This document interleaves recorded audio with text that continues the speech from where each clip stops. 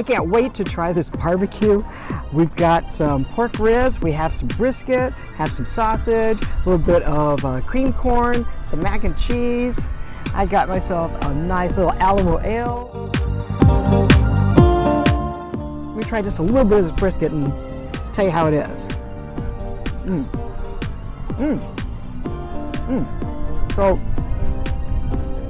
So the brisket has a really nice little bark. You can definitely taste the smoke. It's lean brisket, but it's not dry at all. It's juicy. So definitely some good stuff. Now, this pork rib is gonna be fantastic.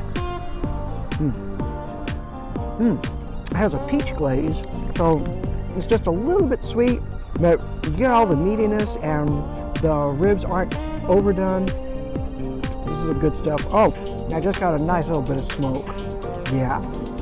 All right, I'm happy that I came here.